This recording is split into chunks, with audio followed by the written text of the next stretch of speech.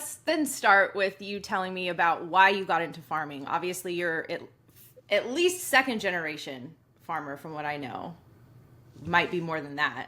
Yeah, technically I am third generation. Okay. So my grandfather on my dad's side immigrated here from the Azore Islands in the early 30s. Oh, wow. So, and started out working on local dairy farms and then partnered up with his brother-in-law at the time and started a small dairy in Tipton, California. And so to fast forward, yes, he did.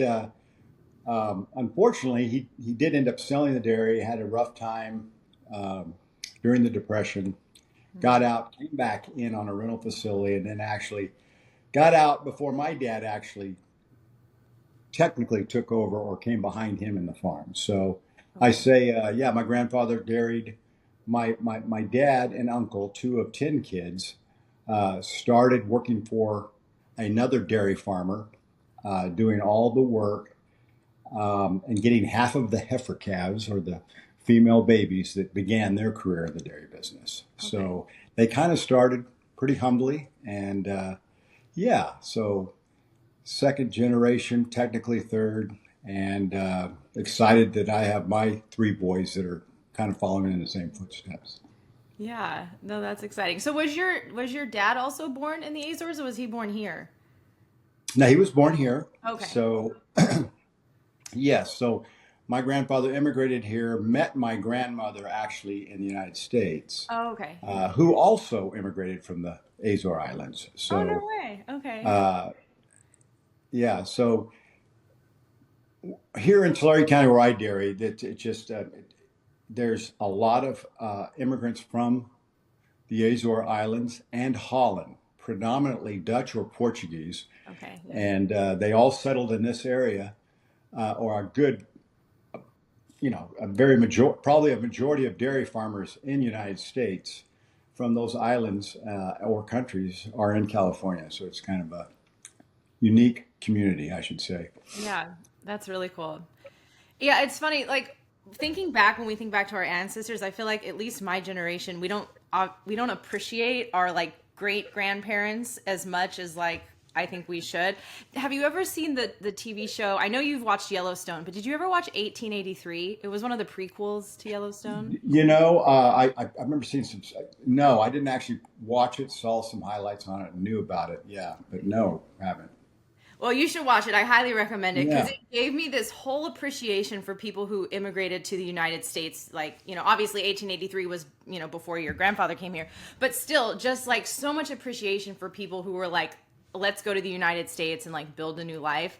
And it's a whole part of American history that, I mean, I learned about in school a little bit, but just seeing I think it was portrayed so accurately that it really was like, wow, people were so brave. Like today, that level of bravery isn't really needed. So it's fascinating. No, and I didn't want to elaborate on it, but my grandfather had a unique story, and probably why you know, the Depression changed a lot of people. If you went through the Depression and had hardship, you didn't you were reluctant to take risk later on in life, and so my grandfather never won. He, like I said, and I have a picture in my dairy office with the cows that he had in a picture, and they put everything in a picture, their cars, their children, their horses.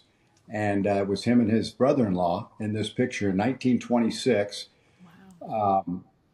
and with the pasture behind them. 3 years later, him and my brother-in-law, him and his brother-in-law split up the operation, and my grandfather, right before the Depression, bought a place, took his cows there, and the Depression hit it along with TB. Tuberculosis at that time was not was like a it was radically spread down through, and they didn't have a way to treat it, and he lost most of his cows. He ended Wow. up with like six cows left. He couldn't make the payments on his place, so he lost his little farm. So he took his six cows and started feeding them along the side of the road, the grass on the side of the road, Wow. and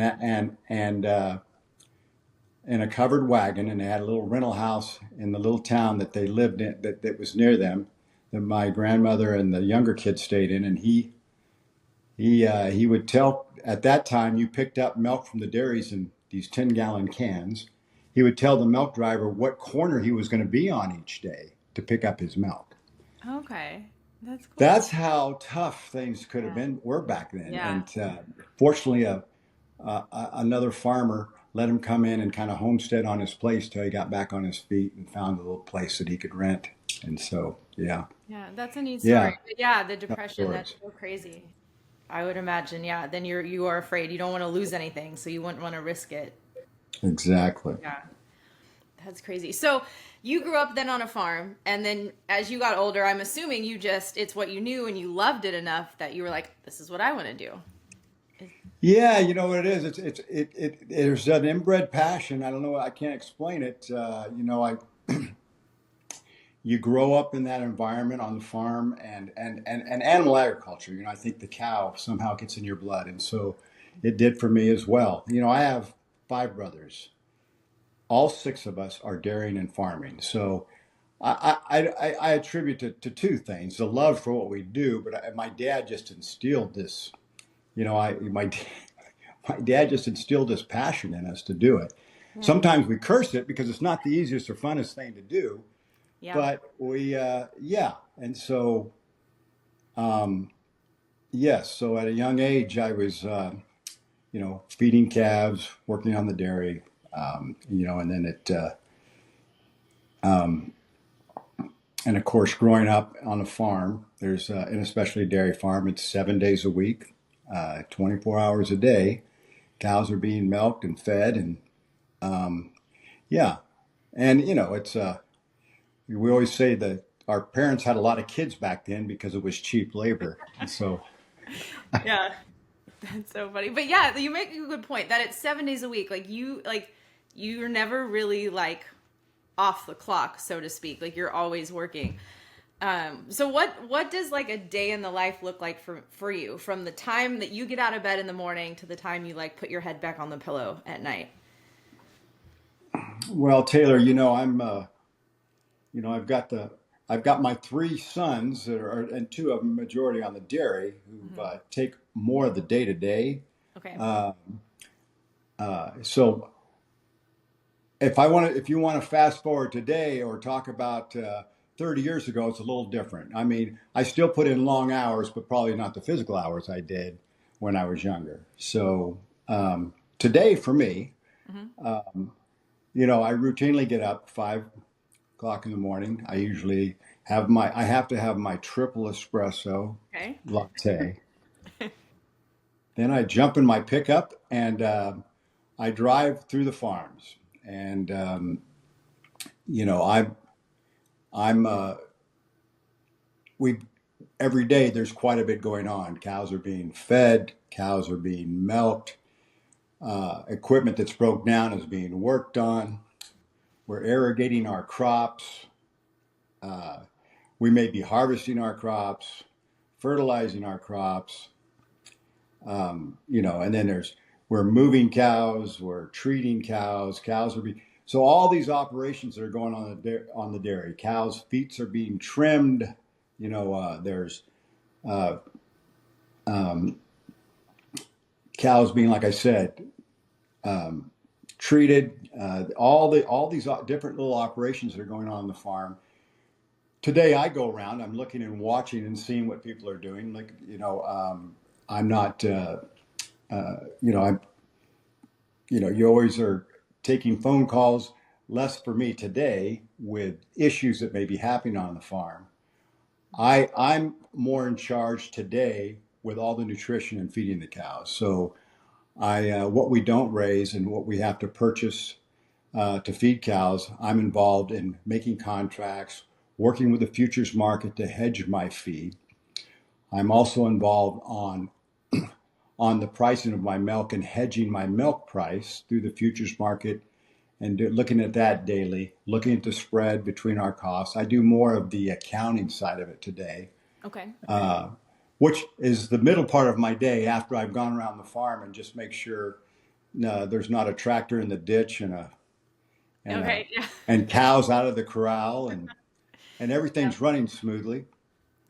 Um, the middle part of my day is in the office. Normally, again, where we're uh, nutrition is such a big part of the dairy business because it's over half of our cost is the cost of feeding our dairy cows. And That's a good so, point because a lot of people don't realize that there's a lot that goes into what you're feeding your cows on a day-to-day basis. Like it's not just, like you're wanting to make sure that they are getting a balanced diet, so to speak.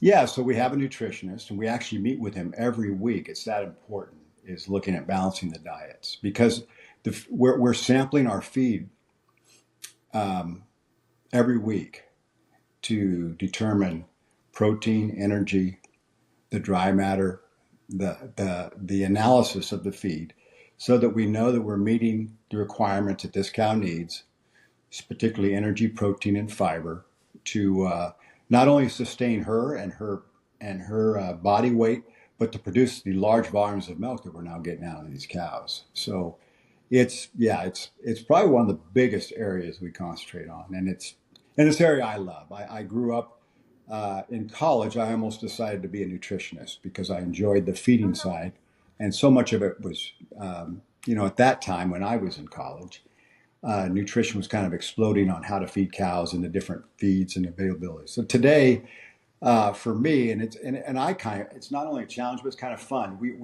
The diversity of agriculture in California is intense, right? We grow everything from vegetables, nuts. Um, there's so many, the variety of agriculture, variety of ag products in California also creates an opportunity for the byproducts to be fed to cows. So, um, for example, I mean, we're feeding almond hulls, which is the outside part of an Michelle. almond, and we're feeding grape pumice, which is a byproduct of pressing grapes for juice or wine. We're feeding um, pressed and whole or culled oranges because of size, whatever. We're feeding citrus basically, which is a great feed. And so garlic, if you can believe that, I feed garlic, Oh, whole that's garlic. interesting. Um, so these are outside of our main ingredients, like good Okay. old wheat, corn, Okay. soybean meal, canola, and those kinds of things. So, Gotcha. um, but yeah, so between that and we're having to meet all these environmental requirements. So there's a lot of paperwork. We have an environmental consultant that works with us that we have to monitor the water we're using, how we're handling our waste. That takes a part of my day. So you're meeting with nutritionists meetings. I have consultants that work with us on the environmental side, and unfortunately, we have a banker we have to deal with, and on the financial side, and all the accounting and some of the tax stuff. So I'm kind of like I say, more of the office today, Yeah. but uh, and farm and driving the farms in the morning and the afternoons. Um, you're still you make that next drive around the farm to see how everything's going because the cows are continuing to be milked and fed. Yeah. There's shifts going on all day and night. So I don't really look at the clock, and a lot of times I'm usually starting at 5 and coming home at 6:30 or 7. So it can be a long day. Yeah. That's like a 12 plus hour day right there. Yeah, right. So But I you love it. Yeah, you love it. And I Yeah. think like what I think is so important about like why I wanted to have you on too is so many people have no clue about agriculture or where their food's coming from or in your case like where their milk's coming from. And if like people had to all of a sudden one day grow their own food, the vast majority of people would have no idea what to do. So like they don't know what it takes to do any of that. And then even if you know how to do it, like I grow a garden in my backyard, but it's so difficult, like the placement of the sun or whatever. And it's like, okay, this didn't take. So there's there's certainly not enough appreciation that goes towards, dairy farming or agriculture, in my opinion, because there's just such a disconnect and more people just aren't doing it because it's so challenging because of all the regulations that you're faced with today. And you kind of touched on, I mean, you touched on a few, but you mentioned like the water. And so that's definitely something I want to talk about because obviously, like, I'm in LA, we just had all these fires and there was no water in like the reservoir and the Palisades. Um, and you obviously deal with lack of water, have been dealing with lack of water for a long time because of the regulations in place. And so, like, Trump had put out a statement saying that, like, if they would just release some of the water, this, some of this wouldn't be happening. And a lot of the water that we do get goes out to the Pacific Ocean.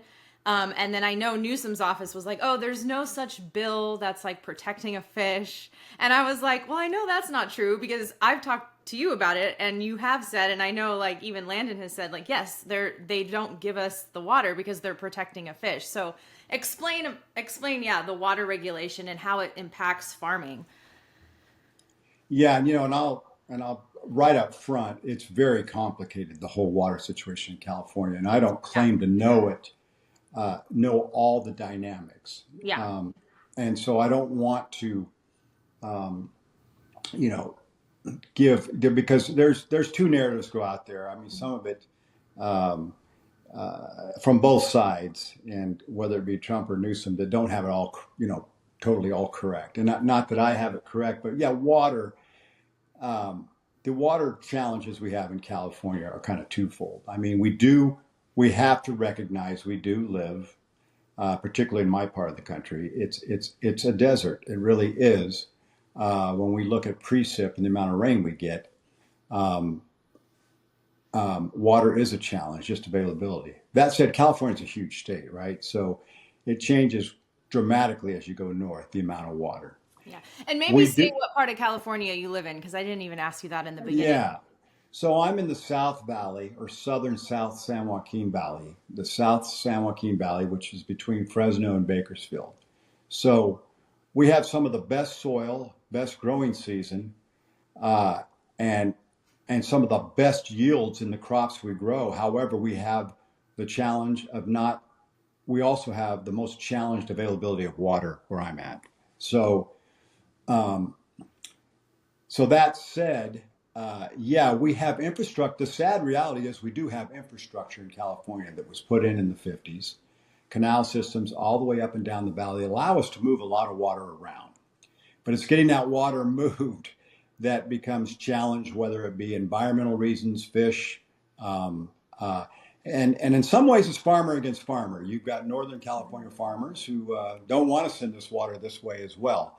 And Okay. I say that, and not to complicate the issue when we talk about um, fish. I mean, there's the salmon situation where it's more in my area and some of the rivers and allowing for this water to run for salmon, which we've solved a lot of those problems by working together. And that's what it takes. It's trying to Yeah. figure out how we can solve both, and we can. The problem that has happened is we get this polarization with where nobody wants to work together to solve it.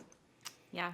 The fish, the real culprit that we have with a fish is this delta smelt. And that's really, and I don't even, it's really not even a fish that people eat or do anything with, but what has happened is back in the 80s, um, this particular smelt was federal legislation that came into line under the Endangered Species Act that protected it. Okay. And that particular smelt flowed down the, the, the, the delta, which is the largest body of water that flows up in Northern California through Sacramento, and Okay. ultimately ends up in the ocean. But prior to that, we built all these, pretty nice conveyance systems to pull that water with pumps all the way up the valley to ultimately even get to the people in Los Angeles. And Wow. so it was um, when this particular federal legislation came in protecting this smelt, it gave them unbelievable amount of power at the federal level to determine how much water because what was happening is when the pumps were running, it could kill some fish because some of the fish would get pulled into the pumps. Gotcha. Okay. So, but we've already implemented different technology screens, pulling the water from under. There's things that can be done together that do both. Okay. You know, Yeah. protect protect from taking. You may It's not going to eliminate totally maybe some of the fish getting pulled through, but Right. you can eliminate it and start and divert some water. So that's been a push and tug, and it's been politics, and it's just too bad because so much of that water ends up running out the ocean that could be used in our area. Yeah. So yes, and again, there's my hope is there, and maybe with this administration we have now, we'll look at because it was started before is just to have biological opinions that can be conducted that look at, the smelt population, where it's been, in putting in this different technology, will it allow more water? The last biological opinion said, yeah, we definitely could let more water go down the delta and Okay. solve and take care of both problems. But it got tied up in court, so it still isn't done. So Yeah. if this frees up, it'll allow us to get water our way. Yeah. That said, we're also impacted by a groundwater sustainability act that was put in place here in 2018 for the state, Okay. which now has we finally came to the line in the sand that us in agriculture, especially in our area, can only pump so much water beneath the ground, and so we and we've done a lot in the last 2 to 3 years. So right now, what is the challenge has been, if we don't have very multiple good moisture rain years, we have to set aside ground and not farm it because we have to put the water on just the ground that we know we can take out of the ground, Yeah. along with what we have from the rivers, from the dams and the snow that we have above us. So Gotcha. it's gotten to be a very complicated situation that at the same time, we as farmers realize we all have to be responsible for the water and how much we use for the Of whole course. state. And we're doing that. So it's just trying to make sure that common heads prevail, science prevails, let technology work. If environmentally we have the challenges. We've got some great water systems in place, but we have dams that just need to be lifted a little higher just to hold more of the water. When we Yeah. do have real wet years, we have to let Yeah. some of that water, even during the winter time, just run, Yeah. and because we don't have the storage to do it, or to more responsibly fill the reservoirs at all time. Keeping that all in play is, and hopefully we can get politics out of that and Yeah. and do more better job there. So Definitely. Yeah, yeah, because that's what's crazy. The last 2 winters we had so much rain, and it's a bummer that we couldn't save more of that because there was just so much. Um, what we have done, and I'm kind of proud of it, is we've gotten innovative since environmentally we can't even build any more dams. We've given up on trying to build additional dams. mhm. We're looking at how we can do it on farms. So a lot of us farmers are all taking ground um, and not farming, particularly ground that's sandy or loam soil, and we're sinking the water. Okay.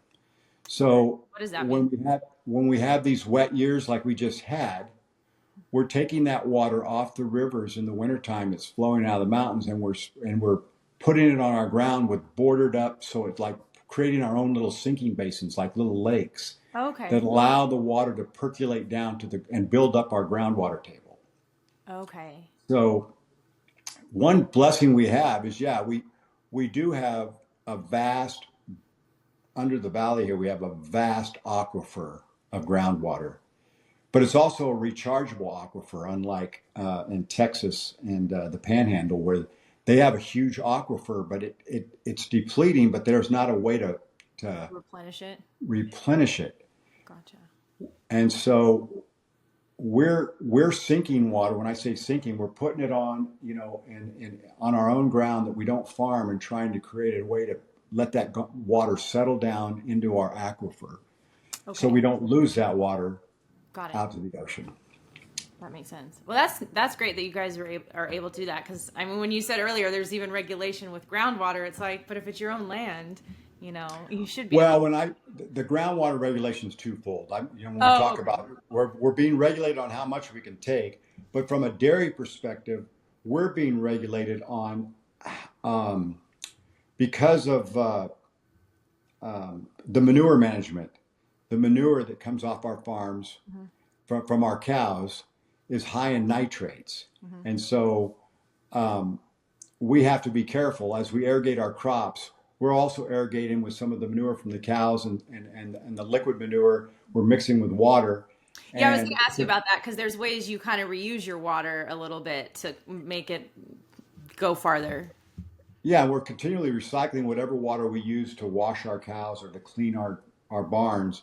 We reuse it to keep flushing, and then we ultimately put it out on the fields to irrigate our crops. Okay. So we're not wasting it. But we have to monitor the groundwater nitrate. We have to make sure we're not contributing nitrates to our groundwater because and affecting our community's drinking water. Gotcha. Yeah. So we're we've so we've continued to make progress in that with the technology and how we use our water, and we're being monitored now completely. So there's test wells checking, and we have to make sure we're we have adequate ground to handle the amount of cows we have to disperse of this water that's higher than nitrates. And so that's the other regulation that comes to play that we're dealing with. So it's yeah, it's regulation both on how much water we take and how much water we put on, Yeah. as far as and what its contribution to the table as far as elements or nutrients. Yeah.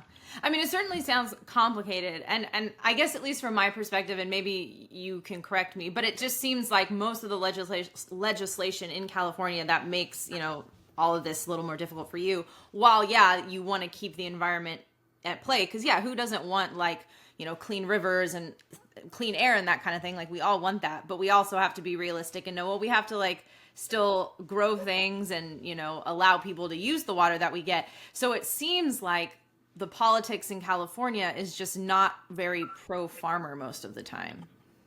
Well, there's fine. It's fine. We need to have a balanced approach again. I mean, Yeah. hey, the biggest important thing if I could portray out of this podcast to the non-farmer is uh, environmentally. We're the best. We're the biggest environmentalists out there. I mean, the last thing we want to do is damage our ground and our groundwater. Yeah. I've got now two granddaughters, Taylor, Yes, you that do. that live right near the farm, and I mean, we've always tried to farm, and and technology's allowed us to do this, Hmm. to be sensible and respectful of our groundwater and our crops and our air, and do what we can, because this is where we live. This is where the next generations will live. So I think the challenge is some of this stuff can go way too extreme. It's Yeah. parts per million that they want things down to because of maybe some risk of cancer that's 1 in 1 billion. That it's trying to make things almost it's almost it's not feasible or unachievable Yeah. to No. get to these certain levels that I think it's trying to make sure we balance to what level we get to, whether it be because our water is fine, but Yeah. the levels that they say that they want it to be at is it becomes historically, we've had nitrate comes from can come from the mountains, it can come from the leaching of the soils and the Yeah. in different it's hard to determine if what's all contributing to that nitrate level. It may be partly cows, could it be a lot of them, but there's in the regulation is the scary thing is it's being regulated by bodies that sometimes don't even need to have science. They can just make these decisions as a collective body, which really can scare you. Yeah. And so, yeah. Well, and then what's funny is you point out that, like, with some of this environmental stuff, they want something down to such a small part per million that's almost unachievable. But then when you look at, like, food, for example, it's like, oh, sure, red 40, yeah, we'll approve that. Put that in people's food, even though there's plenty of science to back up that red 40 causes, cancer and creates ADHD and ADD in kids. So it's kind of funny, this like totally different approach when it comes to the environment. They're putting the bar up so high where like it's practically unreachable. And then with food, they're just lowering the bar and letting things slide. And so it's like, either be consistent and have high standards for everything, or actually like, be realistic. Well, yeah, my hope is that, and I think there's, I'm the eternal optimist. I always want to think that even those that maybe don't think just like I do, understand the importance of, you know, how would I say it? If we're not producing the food, and I'll say especially in California, we're going to have to import it, and Right. and we're import and California if grows so and much. that and that's if I guess I just making sure the politicians in Sacramento understand that if you look at what the regulation and the safety and the food inspection and what you know, every load of milk is picked up, tested, uh, has to be at a certain degree temperature. Our crops or anything you harvest are all inspected to a much, much more rigorous way than some of the food we import. And so, you know, California, for example, if we just took agriculture out of it, I mean, we'd just be a Midwest grain farmer for the most part, right? So if Yeah. you look at what's so unique about California, and I just hope that most consumers will understand, is you cannot emulate our growing season, our type of soil, and the variety of crops anywhere else in the world to the extent that we have in California. I Yeah. mean, there's a small valley in Chile that kind of is similar, but we have such a, you know, and so it's trying to make sure that you know, we can continue to farm here, but we got to be able to do it sustainability. And people measure sustainability different. Everybody has a different definition, but sustainability means being able to not only do it in a safe and efficiency is where I come into, but it's also a Yeah. safe, efficient way. But it's also got to be economically feasible to be sustainable. You got to be able to continue Yeah, to farm. that's So true. it's Yeah. Yeah, exactly. Well, and that's the thing. I think like most people who again, aren't familiar with farming or with farmers think that most farmers don't care about the land and just like, basically don't really do anything that benefits it. But it's like that doesn't benefit a farmer. If they're not taking care of the land, then they can't continue to, grow their crops and do what they need to do on the land. So it benefits them too to like have, good practices that are beneficial environmentally. But like you said, yeah, it's when it just gets so extreme that it's just makes it too difficult. no, and it's and I know we could touch on the movement of regenerative ag, and we're all employing some of that to a certain extent. Um, but I always caution people: there's technology, there's also um, sustainable practices that some want to swing way to. Regenerative agriculture. There's points of diminishing return. You want to balance that. So we have gone to doing more uh, cover crop and doing things with less tillage, right? So Mm-hmm. we don't, we're not turning the soil and disking it multiple times, Right. which um, um, can break down the topsoil or the concern or the erosion of soil when we overwork it Yeah. and do things. But And doesn't that at the allow the same, soil to absorb more carbon when you till it less? so the idea is you're sequestering carbon. We look at it from an efficiency point of view. The less we're the less passes or um, tilling we can do, that's the less fuel we use. It's Okay. the less labor we use. Yeah. But there is a yield. We do lose a little yield per acre on some of these practices. So Right. sometimes where we go through, we disc and mulch these beds with these mulchers and come back we can more readily get fertilizer to the plant, and we may, and we can do things, and the plant comes out of the ground quicker. It it it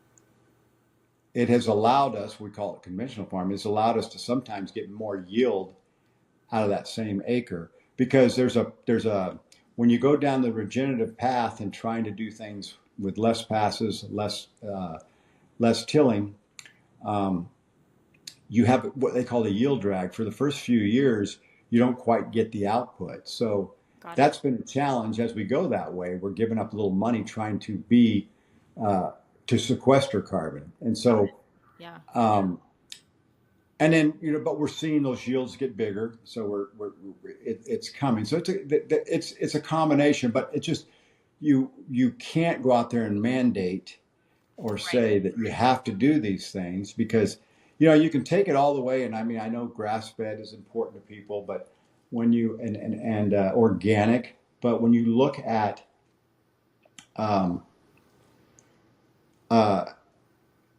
the amount of people we have to feed and the yield per acre, Hmm. um, to grow something, for example, organically, um, your farming practices are the same as far as your use of equipment. You may not be adding, you know, and we're getting further, maybe fertilizer, pesticide, chemical fertilizer, pesticide. You may not be using GMO type seed or what have you, Hmm. but you're still using the same amount of fuel resources. You're still doing, then you still have, now you have more ground producing less acreage that has to be, um, loaded on the same trucks and hauled long distances. Yeah. And so it's definitely not as efficient the way most of the farmers, uh, my generation or all of us, when we look at sustainability, is how we can make more with less.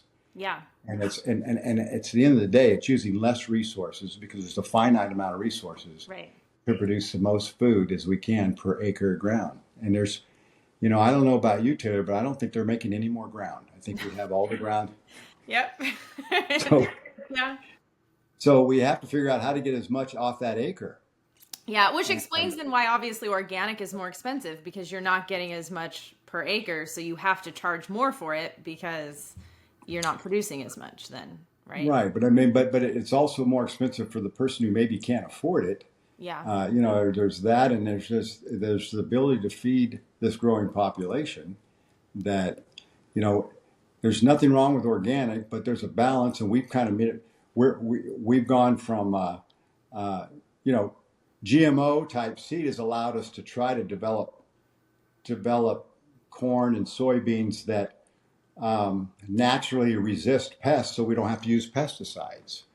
Um, Yeah, because uh, this was something you brought up, because obviously I mean I'm typically advocate for not eating for eating non-GMO, but like you had said one time in a conversation, how well, if we're going to feed the world, we have to have GMO foods. well, and I guess and it doesn't mean all food has to be GMO, and it Right. doesn't mean I think the Yeah. misconception is, you may say, for example, corn, which is probably the predominantly largest crop that's grown with Yeah, I GMO think seed, it's like allows us. 94% genetically modified today. And I think that number kind of keeps going down, but yeah, for the most part, it's in the high 90s, right? Hmm. But realize most of that's created for ethanol and animal feed. It's not human feed. It's so it's going into, and again, we can all debate it. I look at the science that says the nutritional content of GMO corn is no different than organic corn, but there's always this, you know, you've genetically altered the corn. So is there, something else going on? But I mean, we've genetically altered corn since man was on this planet, through plant breeding and everything else. The Well, corn that we would have. be hybridization though, right? It's hybridization, but in the same way, you're kind of speeding up hybridization just in a lab. You they're similar and yet they're different, Hmm. but at the same. And again, I think all of us, unless you're in that, and maybe time will tell. If it's the the the tools that it allows us to do, Hmm. it's sort of a double-edged sword. You know, we do want to get away from using any chemicals that harm the environment, Right. pesticides, sprays for weeds. You know, we talk about herbicides. GMOs allowed us to get away from some certain herbicides, or yeah, there's always the bad. There's the one out there that people, you know, can be on both sides of. The predominant herbicide of Oh, uh, glyphosate. glyphosate. Yeah. Yes, and so it was a great tool though, as far as being able to control weeds, because you know weeds take as much water as corn, you know, and they're taking a resource that's so Yeah. valuable, producing nothing that we actually need. We can't eat weeds, and we can't, you know, Yeah. so you know, and but it's a balance, and I think you know it's understanding both sides of it and what area you want to end up with, but Yeah. it's it's uh, it's a tool that has allowed us to be the most efficient farmers in the world. So. Yeah. Definitely. What are your thoughts like on glyphosate as far as like is there ways to use less? Because obviously the United States is one of the countries that uses the most glyphosate, like pounds of glyphosate per year compared to other countries. And obviously glyphosate, there's definitive evidence with that as far as how bad it is, and it does cause cancer and stuff. So like, I mean, and maybe in time there'll be something one day that's different and better. But I mean, what do you foresee as far as glyphosate usage and stuff? Well, you know, and I don't, you know, it's not my world I'm in a whole Right. lot on that Yeah. side, on the crop side. Uh, there are, they've developed these, and I don't have the, you know, but I sit here, I'm on a unique board with Land O'Lakes. Land O'Lakes, where our milk is marketed through. And again, a shout out for our butter, Taylor. Yes. But we're a cooperative made up of both farmers and dairy farmers. Okay. So we have the farmer side predominantly in Land O'Lakes are corn and soybean growers through Okay. most of the Midwest. Okay. And so I get my little education in the boardroom from those individuals, Gotcha. which they're coming out with different uh,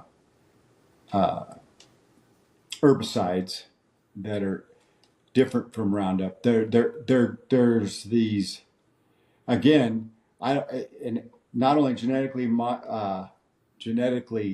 modified, but farming practices. And I can't, you know, they're looking at technology that's more precise weed killing at the, you know, today. I mean, I think glyphosate, no doubt, in its early years, the way it was handled.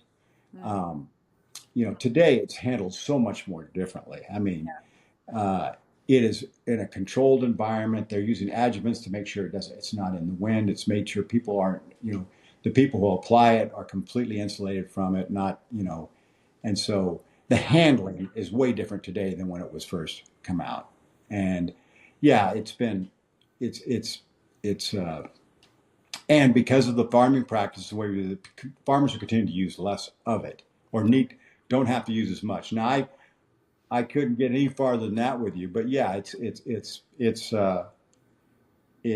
you know, and I think there will be a day, you know, where if you but if you back away and let efficiency run its course, um, we figure out through technology and all these different, you know, on how to, you know, our goal has been. I mean, we're all going towards like in my situation where I have my expertise on the dairy cow side, we use very few antibiotics anymore. Yeah. You know, we have continued to try to figure out how to take care of the cow, and a lot of it's just through nutrition and not Just like use people. antibiotics. Yeah, and so uh, um, you know, it's just progressing naturally in that direction, and and it's not even because we're forced. Because you know, I think the biggest thing that I want to explain to the consumer is, you know, I think that I feel for the consumer because people are confused out there. If you're not, you know, it's trying to find trusted information, right? And looking at labels and how people have misused labels. I mean, the organic milk will say it's, you know, BST free, which is none of us can use none of us use BST, this supplemental BST anymore. Okay. But they continue to put that on the label, Even though it doesn't matter. and it doesn't matter. And at the same time, BST, which is the name sure is ugly when you read out the whole name, but it's actually just a emulating a protein that's already in the cow, and Okay. so it never changed. You couldn't even detect it in the milk, so it wasn't even being able to. There's just no change in the milk, Yeah. but it's a perception that's bad, and because of that, it's driven us away from an efficiency tool, which okay is fine. Then they'll say no antibiotics. Well, none of us, even those of us who are not organic, if we do treat a sick cow with antibiotics, that milk cannot enter into the food system. Yeah, and a And lot of people don't know that.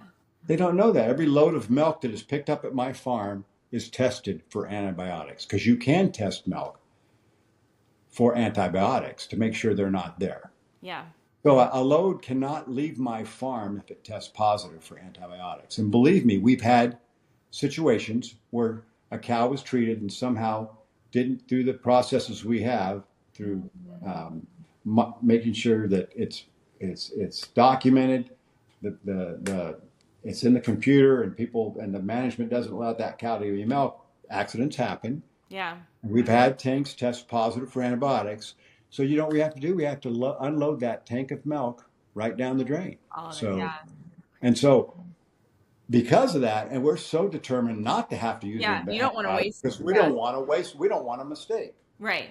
And Yeah. so, um, yeah, that's, Yeah, I think that's such a good point because you don't want to waste it because then that's money lost for you. So why would you then just put a cow on antibiotics in with everything else?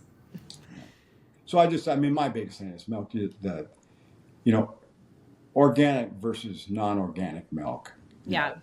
Nutritionally, there is no difference. It may be you may feel better about how an organic milk is made, Mm-hmm. but the nutrients and the quality of the milk are the same. Yeah. It's not. There's nothing different. Well, then what are your thoughts then on like raw milk versus pasteurized milk? Because obviously raw milk right now is like becoming so popular, and it's like, I mean, so many people who don't even really consume dairy are now like, well, I will consume raw milk. And before I had Lyme disease and I would have dairy, I would get raw milk from my little like CSA program that I was like a member of. No, it's interesting. This draw toward raw milk is kind of it's kind of caught us all off foot, a little bit. I grew up on raw milk, so that's all we drank growing up. Yeah. Actually, my mother, till she passed away, I would go get milk out of our farm from our tanks and bring her milk every day. That's all she would drink. That's so And cool. so my boys, Taylor, your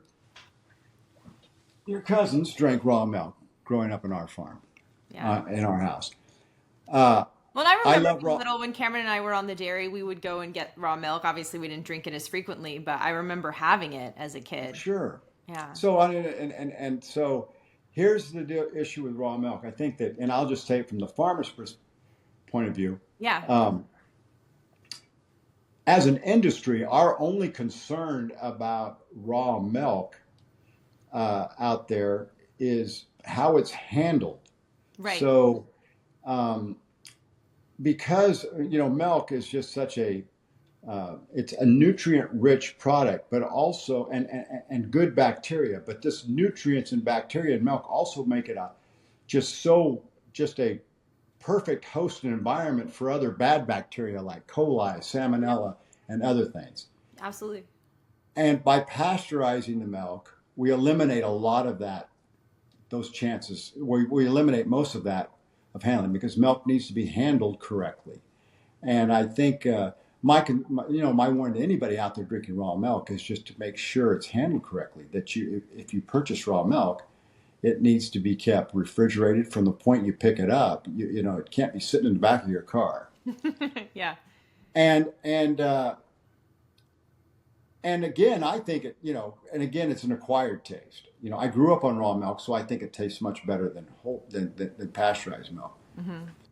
Now, all that said, the thing, like I said, and I speak and I sit on industry boards, we don't promote the drinking of raw milk simply because there's too many people who get into it that are not very well regulated. Backyard farms and small, you know, Mhm. they're chasing this demand for raw milk, but you better be concerned on how they are even at their farm handling it. Handling it.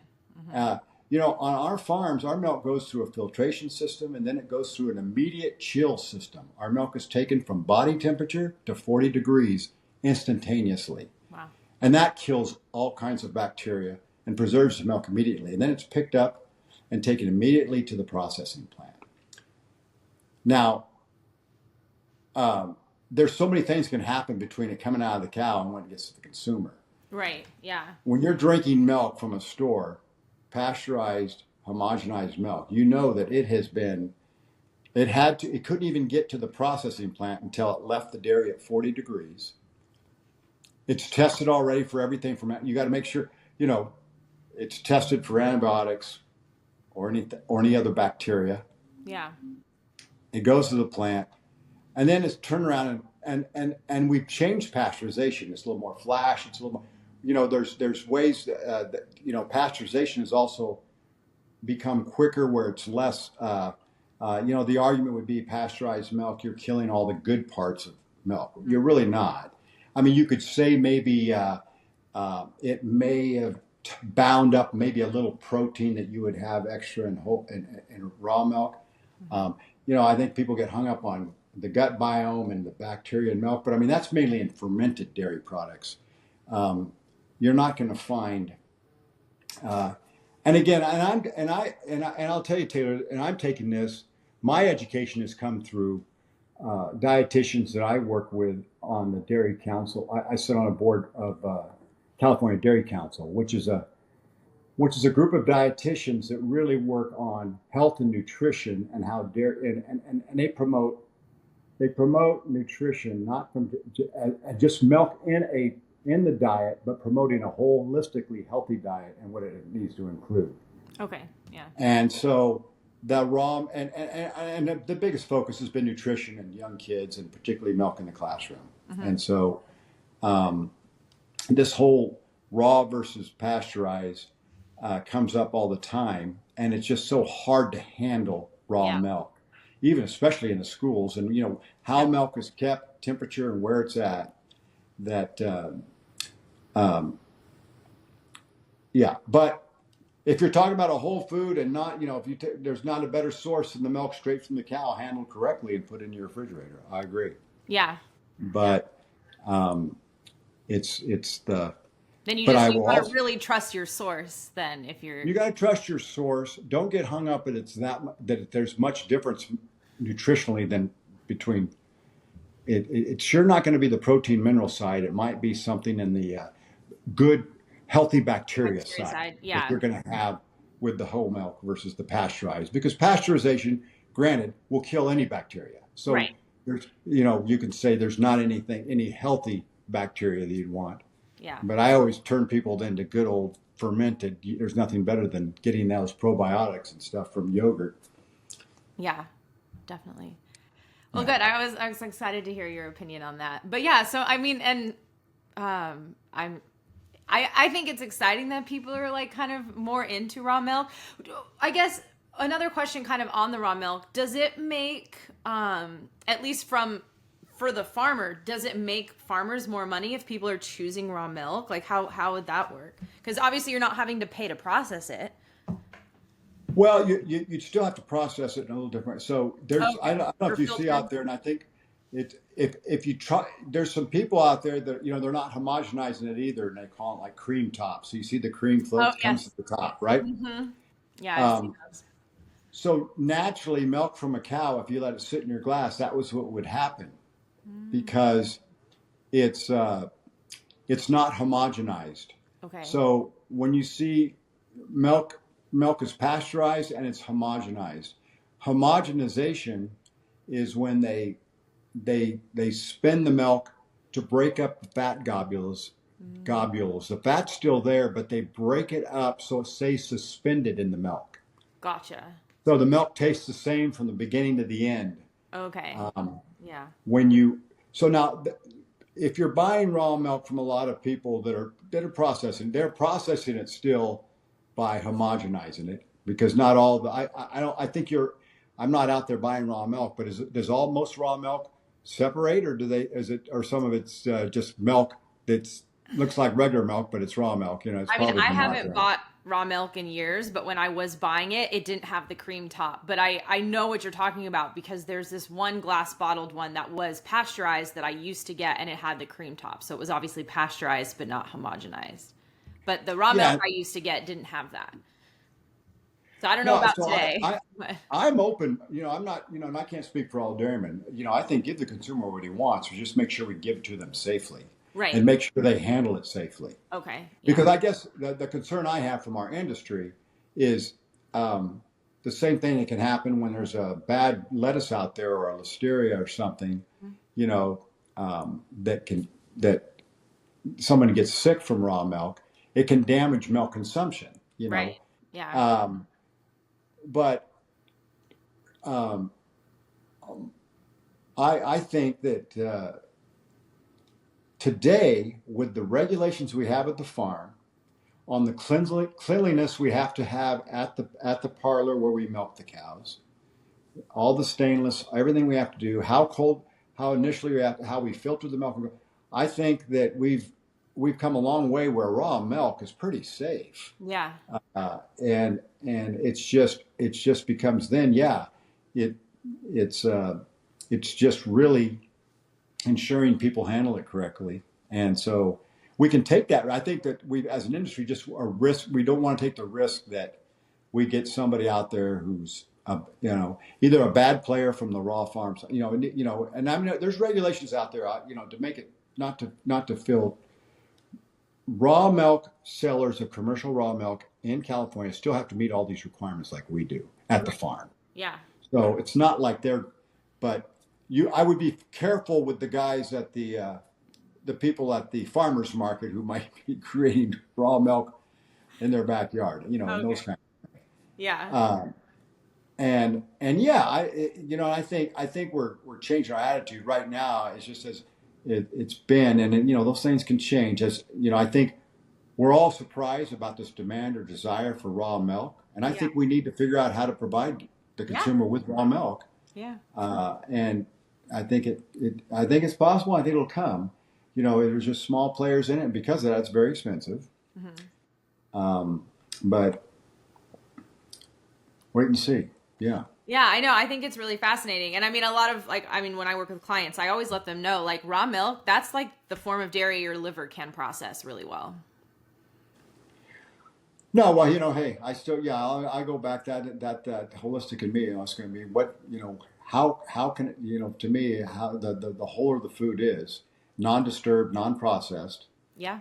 Raw milk versus your conventional milk is just a few less processes that I think are better for you, Yeah. right? And you're not disturbing anything in that milk as far as its nutritional value. Yeah. Yeah. Well, cool. Yeah, it is an exciting like little shift that's happening. So it will be interesting to see where it goes. So the last thing that I kind of want to talk to you about is like I obviously you know me. I don't eat meat. I don't eat, any animal products, but I don't label myself as a vegan because I think there's so much toxicity that comes with veganism that I have a problem with. And I've talked a lot about this in other podcast episodes with or podcasts that I've been on of other people's, and I've talked about this on my social media as well. And one of the biggest reasons that people will ultimately go vegan is because of the environment, right? So they feel like they're doing, better by the environment by choosing to be vegan. And I always say that that's like, if that's your only reason for being vegan, then I don't think that reason has a lot of substance behind it. And this thought of like cows and, when they're farting and all of that. And there's just not a lot of science behind that. So can you talk a little bit about how like, yeah, as far as it being vegan and the environment, and a lot of times like even plant-based milks use so much more water too. So then you have that kind of working against you from an environmental perspective. Okay, so first to set the record straight, there's no such thing as plant-based milk.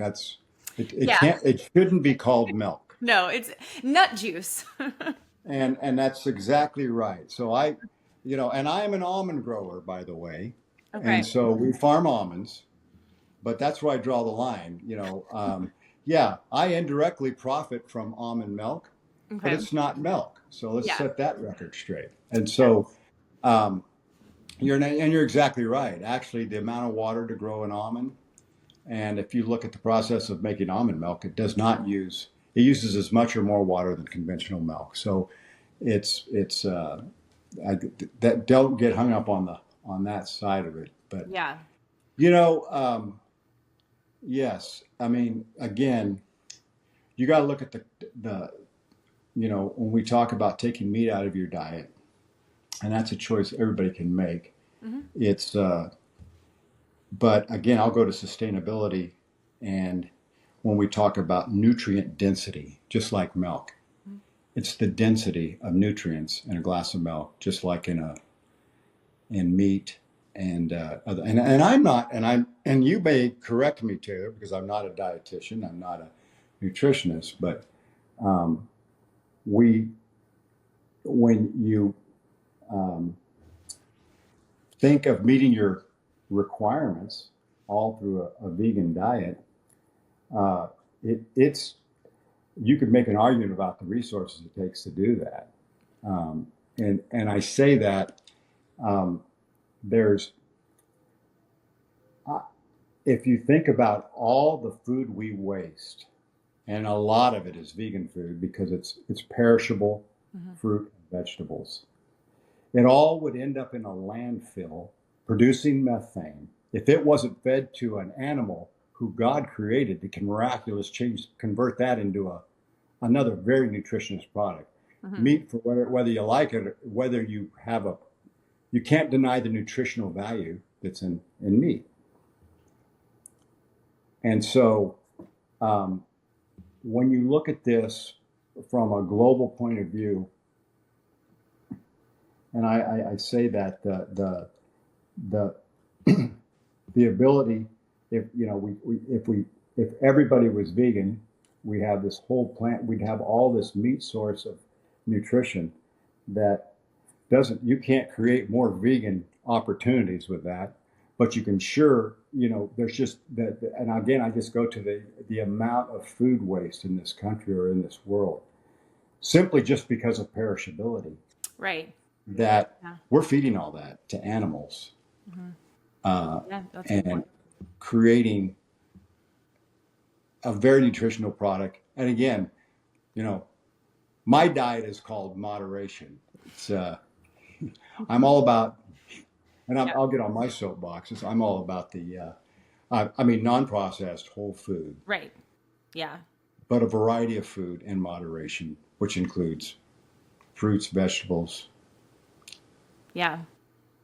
beef, pork, chicken. But Yeah. Yeah. My that's thing my is story, and I'm sticking to it. is I don't think that there should be, obviously like some of this like global mentality is like, oh, everyone should eventually be vegan. No one should eat meat. I mean, I think that's really problematic. And I did an episode, well, it was a solo episode I did on my podcast that it was just me talking. And, I think about every person is like their own masterpiece, right? And nutrition in a way is kind of an art. Each person's like little canvas of nutrition is going to look different, and some people fare better with meat in their diet, some people fare better without it. Maybe it's like health circumstance or personal preference. But I also think like, because there's such an argument, which I don't love, that this is so dividing, but you hear from like the meat eating side that there's no way you could be fully healthy eating no meat. And then, you have then the vegan side being like, oh, well, meat, obviously eating meat is murder. It's bad for the environment, whatever the reasons are. But I think like I always bring a bit of a spiritual aspect to it, which you might like this, is I don't think that like God, our creator, would have made it to where humans had to eat one type of way to survive and thrive on this planet. And I don't think that he would make it to where the only way to be healthy and thrive is by eating animals. I think that in his mind, there would be this scenario where, yeah, if people don't want to eat animals, my creatures, you can absolutely thrive and do so without it. And if you want to, they're there. Obviously, the Bible talks about eating meat and stuff. So I think that there's such polarity on, like, meat eating versus vegan, where it's like, you know what? I actually think that there's this, I mean, there is this reality where you can be healthy either way. But again, no matter whether you're eating meat or not, it's all about eating whole foods, eating minimally processed foods, foods with no additives is what I think it really boils down to. Eat real food, whatever that means for you, but real minimally processed food with nothing added to it. No, and I totally agree. I always turn to the Bible and look, and it's and you're exactly right. Uh, it's a balance. It's a circle of life that God created, and we see it in just in nature. We don't have vegan animals out there. We have everything. Yeah. It's and there's nobody that's to back up a little bit, and I think to your helping the environment, I kind of didn't touch on this whole methane thing that Oh, seems to get yeah. us bad press. And so I always think it's interesting to just to explain to people. And I always, there's other resources, if there's trusted resources. One is the Dr. Mittliner, who's done so much work out of UC Davis on methane and cattle, and he's some of the stuff that always will resonate with me. I'll remember is, in the 40s we had, the United States, if you can't believe it, but we had over 30 to 40 million dairy cows in the United States in the 40s and into the 50s. Today we have about 8 to 9 million. We Wow. have we have almost 35 to 40% less cows, but yet we're producing twice as much milk as then. Milk per cow is almost 3 times more.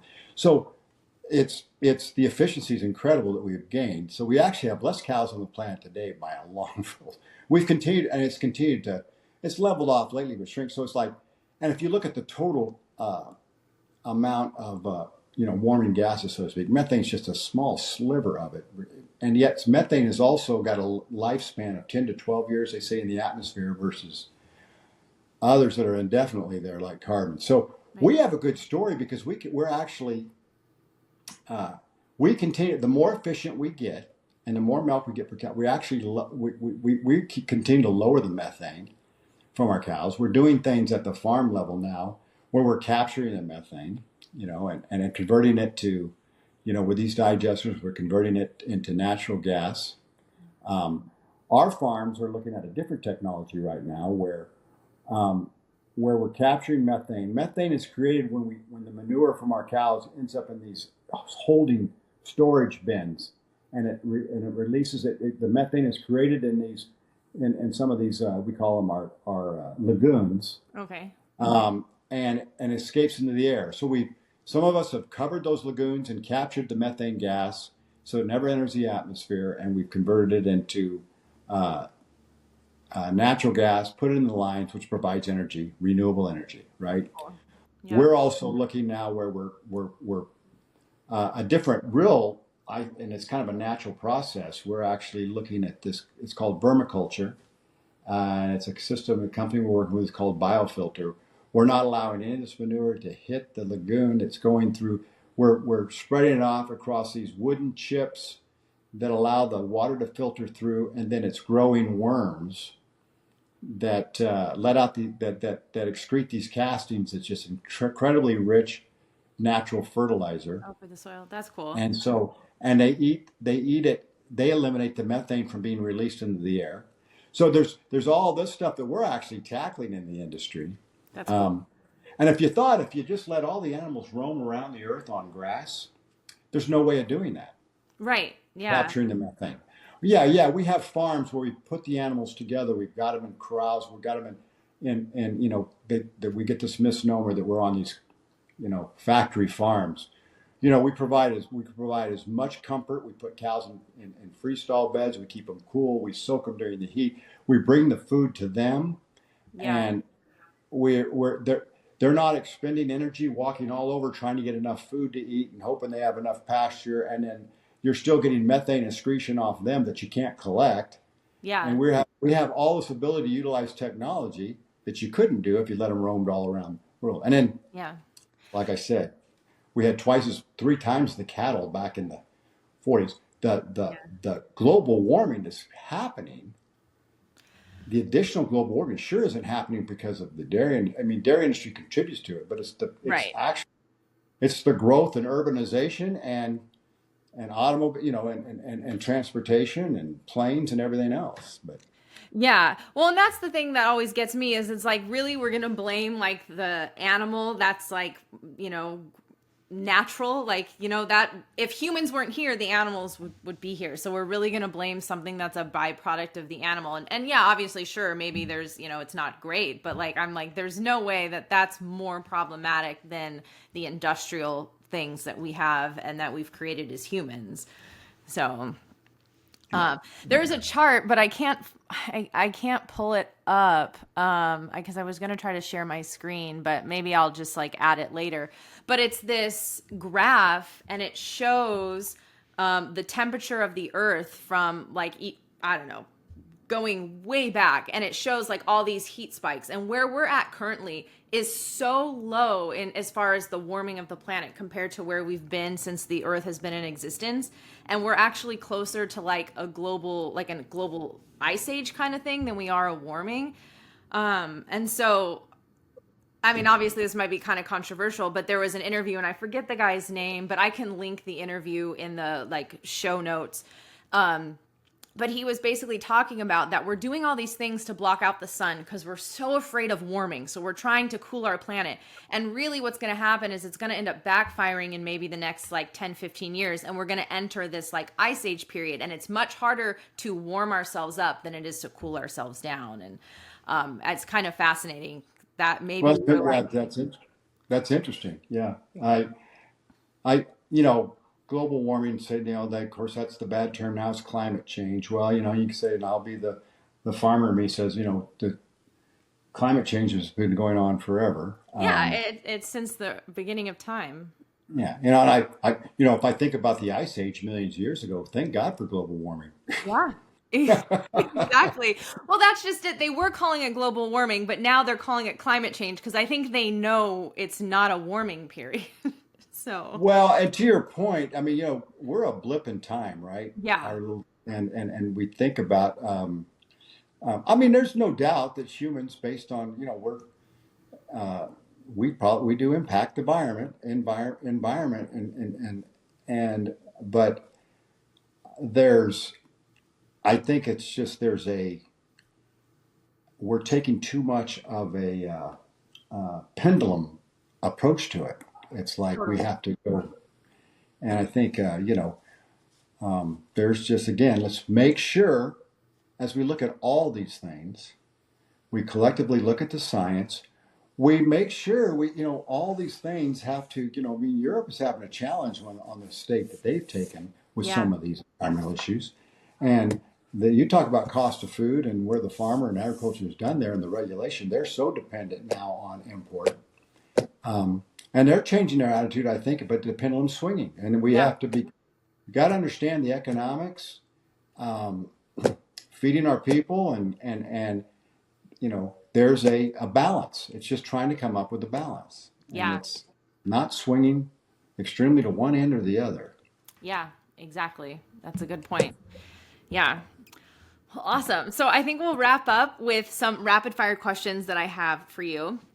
I was scared of these. Yeah. No, they're just Rapid fun. fire questions. Just fun Gee. and easy questions. So my first one is like, what's your go-to breakfast in the morning, which you kind of alluded to.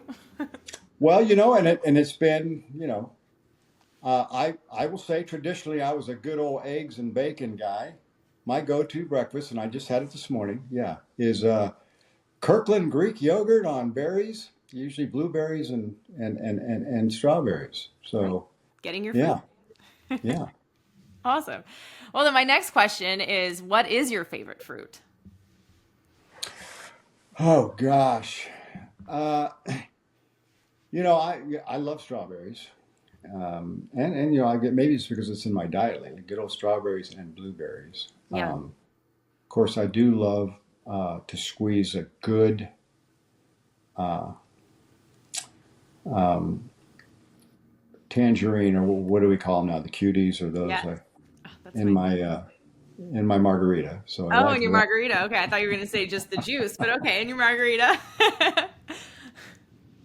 I do like fruit. I don't have a real favorite. I mean, I'd say my go-to has always been good old strawberries and blueberries. Yeah. Nice. Well, my next question, which you kind of touched on when we talked about like what your day looks like, but like what's your morning routine? Like you get out of bed, do you, like, women have usually long morning routines. Like we'll get up and put our moisturizer on or, what is your kind of morning routine? Oh gosh, this is getting personal. I have a routine. Yeah. Do I want to make this public? It's up to you. Well, I mean, you hey, don't have to. like I said, I think I talked about earlier. I've got to have my espresso, Yeah. and um, so for all of you out there, you Starbucks fans,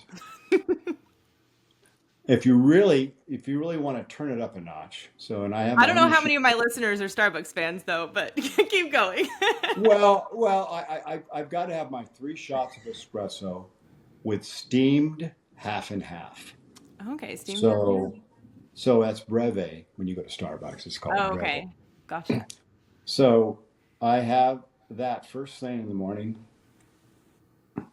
So then I pray, Okay.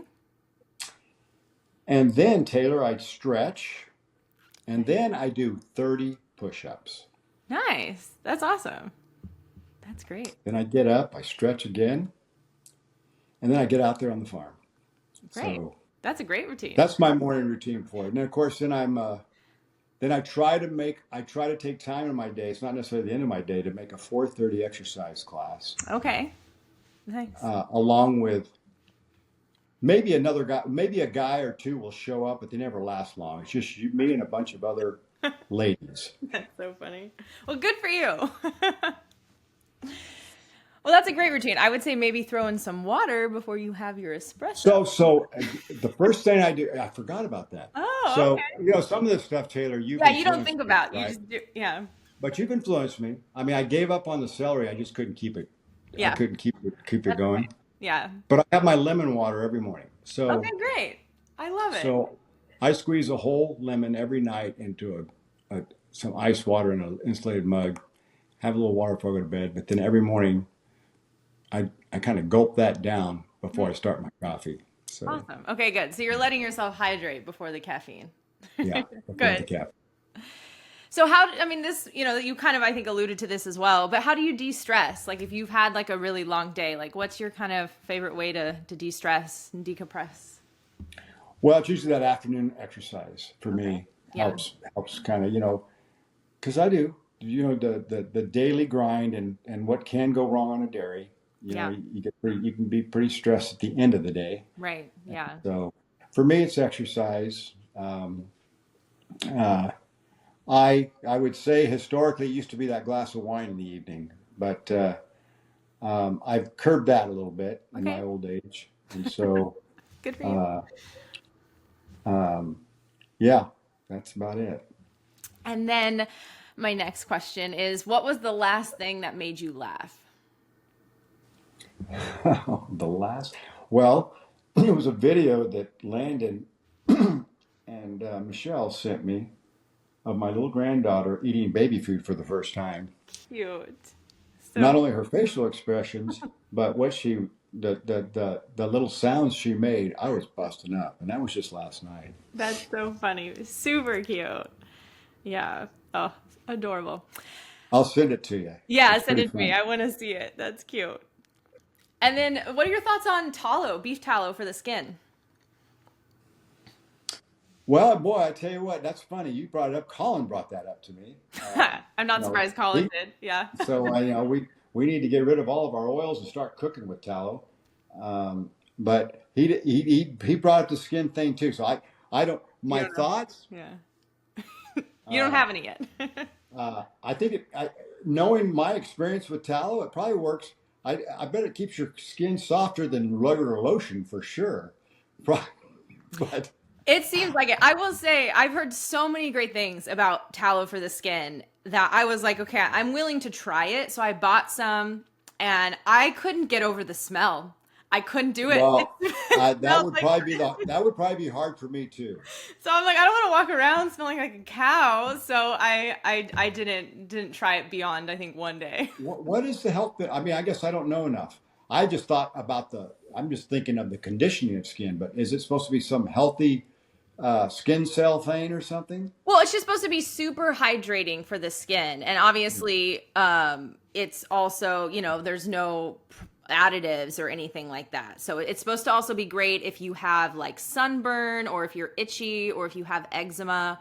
And so that was kind of why I tried it, because I was having a skin flare up. And so I thought, you know what, let's try tallow. Like, I've never tried it. Let's give it a shot. But yeah, so it's supposed to be great for all these different things for your skin. And again, like, a lot of people have said, if you go back far enough, that's what people used for skin products way back when, because it was available and you were able to then use more of the cow. So yeah, you might have to try it. Let me know what you think about the smell. I would say I'm going to, you just hit, if there was probably something I was going to have a problem with, it'd probably be the smell, but it does sound interesting. I might just try it. Yeah, try it. I know there's some companies that do make them scented, but I haven't, the one I got was unscented, and maybe that was my problem. I shouldn't have got an unscented one. But yeah, my wife tells me I need to do something because she says my skin needs, I call it old age, but I'd sure like it to be a little less wrinkled and more toned, that's for sure. There you go. Well, the tallow, and then hydrating from the inside out, more fruits, more juices. No, and if I've done anything over the years, I've migrated to more fruit. Fruit wasn't a big part of my diet. Okay. And again, maybe you've had a little influence on that too. But I do. I'm eating more fruit than I did. I if I'm eating at home, and I'll credit to my wife, it's highly. I eat a lot of salad, a lot of vegetables. Awesome.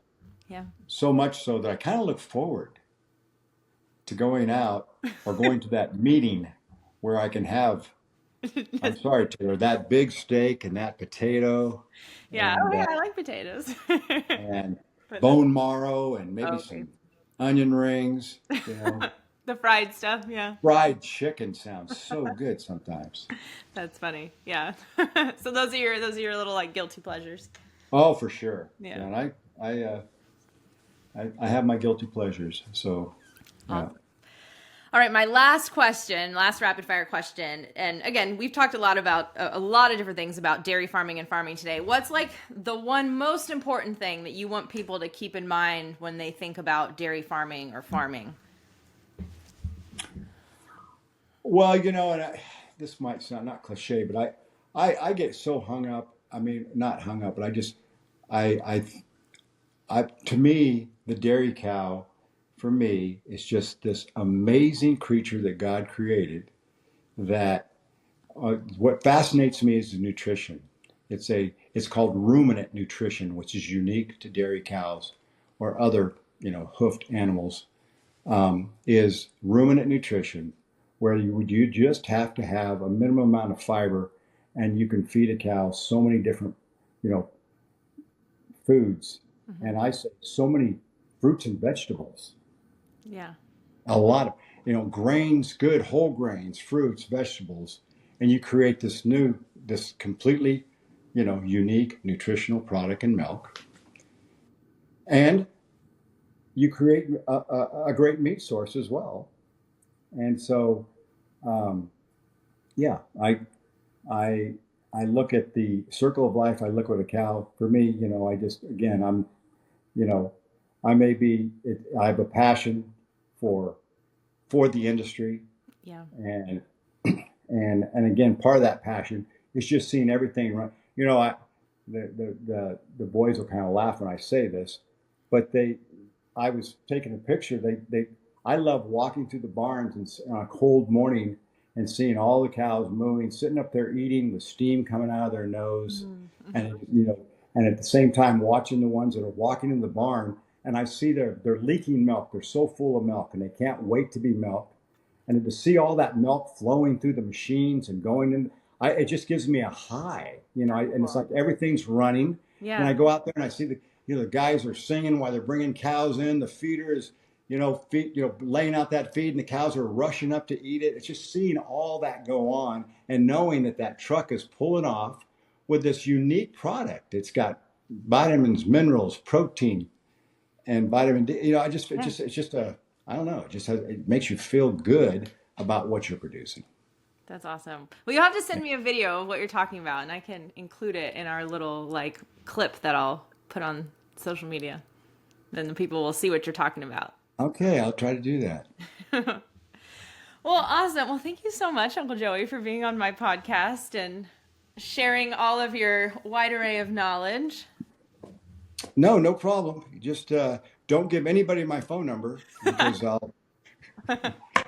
I won't, but I think that's so important. Like having conversations again, like I have different views on nutrition in some ways, and other ways, I agree with you. And I think that more people need to realize, like, just because you don't agree with someone 100% doesn't mean that you can't sit down and have like a really great conversation and talk about different topics and like just hear the other person out. There's like not enough of that today, in my opinion.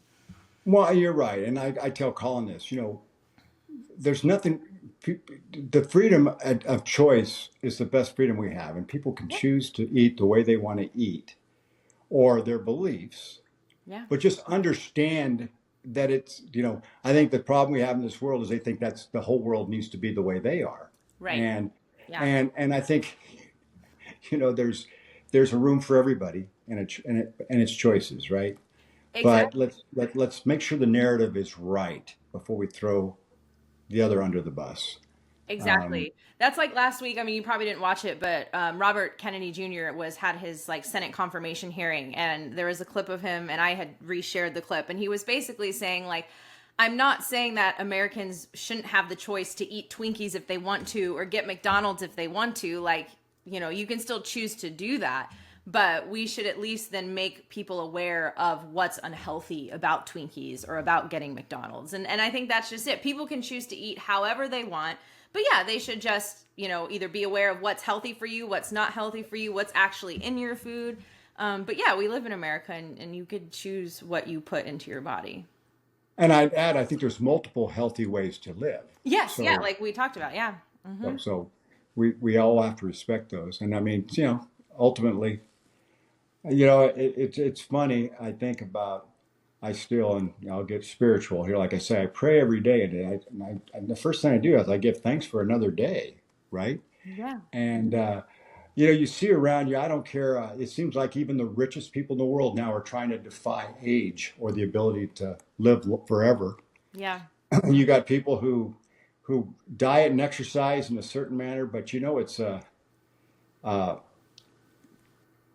statistically, and you see, there's always something coming out that statistically someone's living longer of doing this and that, but there's no real hard conclusive evidence that you can defy everything, cancer, what have you, by a certain regimen or diet. Yeah. You know, Exactly. there's somebody greater that's controlling a little bit of that. Yeah, absolutely. Totally. Well, and there's even this one doctor that I follow that I like. One thing he always says is a happy donut is better than a sad salad. So if you're gonna eat a donut, it's gonna make you super happy, and it's gonna take some of your stress away. It's better to eat that than eat a salad and be sad and be stressed. And I'm like, yeah, okay. Like so, Well, emotions play a role. and again, our time on this earth is short, right? Yeah. So I always tell my boys Preston, who can be in a bad mood all day, I said, this is a day you don't get back. Yeah. For every day you're not happy, that's one less day you have, right? Yeah. So Exactly. It's so true.